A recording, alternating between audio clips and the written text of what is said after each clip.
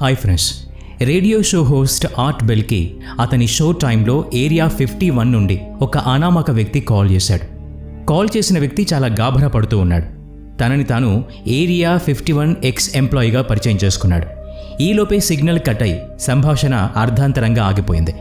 7 నెలల తర్వాత మళ్ళీ ఆ వ్యక్తి మరోసారి కాల్ చేశాడు. మన ప్రపంచం ఇలా వైవిధ్యమైన మిస్టరీస్తో నిండి ఉంది. ఇందులో కొన్ని విషయాలు నమ్మశక్యంగా అనిపించవు. ఆ కారణంతోనే ఇప్పటి వరకు కూడా కొన్ని రహస్యాల్ని ఛేదించలేకపోయారు.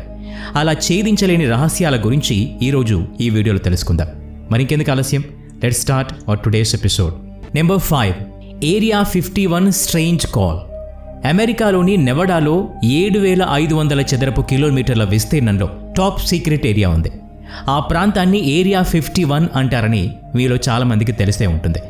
అమెరికా సైన్యానికి చెందిన అనేక రహస్యాల్ని భద్రపరిచిన ఎయిర్ ఫోర్సెస్ స్పేస్ ఇదే. అందుకే ఈ చుట్టుపక్కల ప్రదేశాలకు ఎవరు వెళ్ళినా కూడా అది చట్ట వ్యతిరేకం అవుతుంది. ఇక్కడికి ఎవరైనా పని మీద రావాలంటే వారి టాప్ సెక్యూరిటీ క్లియరెన్సెస్ అన్నీ జాగ్రత్తగా పరిశీలిస్తారు. ఆ ప్రాసెస్ పూర్తయ్యాకే వారిని ఇక్కడికి రావడానికి అనుమతిస్తారు. ఆ తర్వాత వారిని లాస్ వెగాస్ నుండి ఒక ప్రత్యేకమైన విమానంలో ఇక్కడికి తీసుకొస్తారు. ఈ విమానం కిటికీలో నుండి బయటకి ఏమీ కనిపించదు.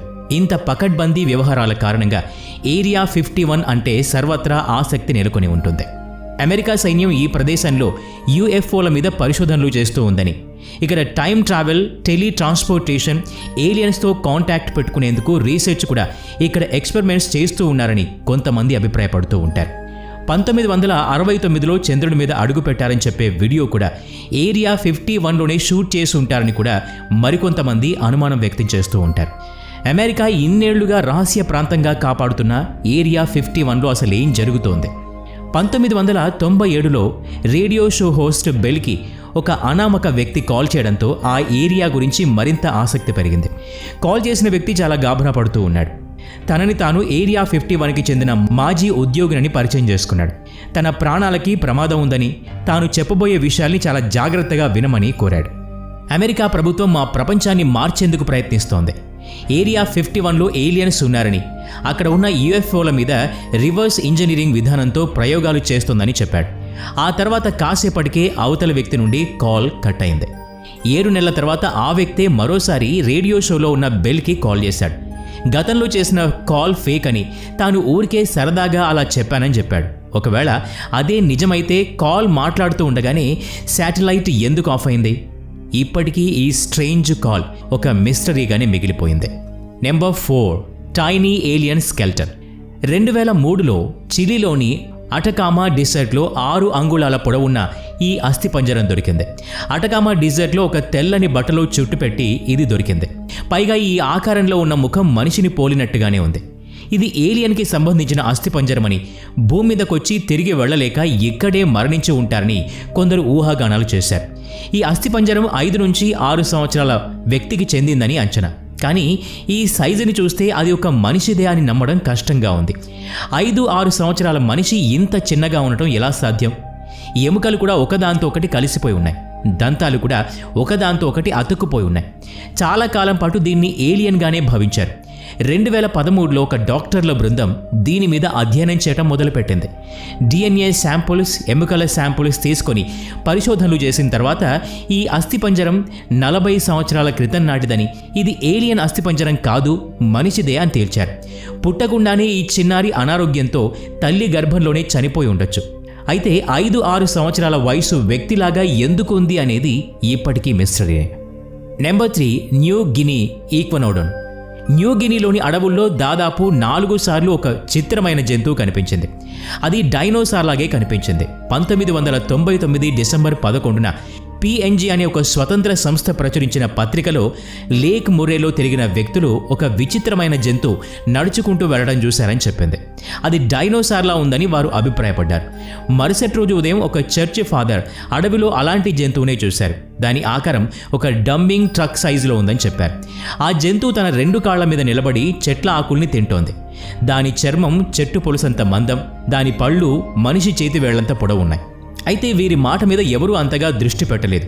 కానీ 5 సంవత్సరాల తర్వాత అదే జంతువు ఈస్టర్న్ ఐలాండ్లో కనిపించిందట. రాబియల్ అనే గ్రామస్తులు చాలామంది ఈ డైనోసార్ లాంటి జంతువు కనిపించిందని చెప్పారు. 3 మీటర్ల పొడవు, గ్రే కలర్, మొసలి లాంటి చర్మం ఉందని చెప్పారు. తమ ప్రాణాలు కాపాడుకునేందుకు తప్పించుకొని పారిపోయి వచ్చామని చెప్పారు. చూసేందుకు అది చాలా వికారంగా ఉందని, దాని పొట్ట కనీసం 900 లీటర్ల నీరు పట్టేంత పెద్దగా ఉంటుందని చెప్పారు. పోలీసుల బృందాన్ని ఆయుధాలతో సహా ఈ జీవిని వెతికేందుకు పంపించారు. కానీ పోలీసులకు అలాంటి జంతువేది కనిపించలేదని అధికారులు ప్రకటించారు. కానీ గ్రామస్తులు మాత్రం పోలీసులే దాన్ని చంపేసి ఎక్కడైనా రహస్య ప్రదేశంలో దాచేసి డైనోసార్స్ మీద పరిశోధనలు చేస్తున్నారేమోనని అనుమానం వ్యక్తం చేశారు. గ్రామస్తులు చెప్పిన పోలికలతోనే ఈగ్వనోడాన్ పేరుతో ఒక డైనోసార్ ఉండేది. ఆకుల్ని తినే ఈ డైనోసార్ 6 నుండి 8 టన్నుల బరువు, 15 అడుగుల పొడవు ఉండేది. కానీ గ్రామస్తులకు కనిపించిన డైనోసార్ గురించి ఈ రోజుకి ఒక మిస్టరీగానే మిగిలిపోయింది. Number 2, door to hell. చాలామంది దీన్ని నరకానికి దారిగా చెప్తారు. సైన్స్ మాత్రం దీన్ని క్రేటర్గా పరిగణిస్తుంది. పేరేదైనా సరే ఈ క్రేటర్ సైజు రోజు రోజుకి పెరిగిపోతూ ఉంది. రష్యాలోని ఈస్టర్న్ సైబీరియాలో ఉన్న బటగైకా క్రేటర్ ప్రపంచంలోనే అతిపెద్ద క్రేటర్. దీని ప్రత్యేకత ఏంటంటే ప్రతి ఏడాది 30 మీటర్లు దానంతటదే పెరుగుతూ పోతోంది. 1 కిలోమీటర్ వెడల్పు, 282 అడుగుల లోతు ఉంది. 1991లో శాటిలైట్తో చూసినప్పుడు ఇది 1/2 కిలోమీటర్ వెడల్పుతోనే ఉండేది. ఆ తర్వాత క్రమంగా అది పెరుగుతూ పోతుంది. ఈ క్రేటర్లో నుండి రకరకాల శబ్దాలు వినిపిస్తూ ఉంటాయని స్థానికులు చెప్తూ ఉంటారు. ఏదో కీడు జరగబోతుందనే సంకేతాలు ఆ శబ్దాల నుండి వస్తూ ఉంటాయని చెప్తారు. అందుకే ఈ క్రేటర్కి డోర్ టు హెల్ అని పేరు పెట్టారు. గ్లోబల్ వార్మింగ్ కారణంగా భూమి కరుగుతోందని, అందుకే ఇలా జరుగుతోందని శాస్త్రవేత్తలు వివరణ ఇస్తూ ఉన్నారు. Number 1, Nazca lines. 1920లో పెరు దేశానికి చెందిన ఒక కమర్షియల్ విమానం పైనుండి వెళ్తూ ఉన్నప్పుడు ఒక పైలట్ భూమి మీద చిత్ర విచిత్రమైన గీతల్ని గమనించాడు. వాటిని కింది నుండి చూస్తే సాధారణంగా కనిపిస్తాయి, కానీ పైనుండి చూస్తేనే వాటి అసలు రూపం కనిపిస్తోంది. 200 మైళ్ళ విస్తీర్ణంలో విస్తరించి ఉన్నాయి. కొన్ని కొండల మీద చిత్రించి ఉన్నాయి, కొన్ని నేల మీద చిత్రించి ఉన్నాయి. రకరకాల జంతువుల చిత్రాలు కూడా ఈ గీతల్లో మనకు కనిపిస్తాయి. అందులో కొన్ని ఫుట్బాల్ గ్రౌండ్ అంతా పెద్దగా కూడా ఉన్నాయి. ఇప్పటి వరకు 24 చిత్రాలు ఇక్కడ కనుక్కున్నారు. ఇంకా మనం చూడలేనివి కూడా చాలానే ఉండి ఉంటాయి. ఇవి దాదాపు 2500 సంవత్సరాల క్రితం చిత్రించి ఉంటారని ఆర్కియాలజిస్టుల అంచనా.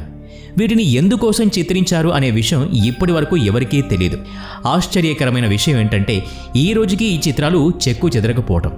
కొద్దిమంది ఇది UFO ల్యాండింగ్ స్పేస్గా ఉండేదని ఊహాగానాలు చేస్తూ ఉన్నారు. కానీ ఇందులో కొన్ని చిత్రాలు స్థానికుల సంప్రదాయాలకు దగ్గరగా కనిపించేవి. ఈ చిత్రాలు ఎందుకు చిత్రించారో ఇప్పటికీ తెలియలేదు. ఇంత పెద్ద చిత్రాల్ని ఎలా వేశారో కూడా ఆశ్చర్యమే. ఈ రహస్యాల్ని ఛేదించడం ఎప్పటికైనా సాధ్యమేనా అంటే అవును, కాదు అని సమాధానం చెప్పలేని స్థితి. ఏదేమైనా ఈ నక్కా లైన్స్ మాత్రం మనిషి మేధోశక్తికి ఒక మచ్చుతునక అని మాత్రం చెప్పక తప్పదు. ఈ వీడియో నచ్చినట్లయితే లైక్ చేయండి, షేర్ చేయండి. ఇలాంటి మరిన్ని వీడియోస్ కోసం ఈ ఛానల్కి సబ్స్క్రైబ్ చేసుకుని బెల్ ఐకాన్ మీద క్లిక్ చేయండి. నెక్స్ట్ వీడియోలో మళ్ళీ కలుద్దాం. Thanks for watching.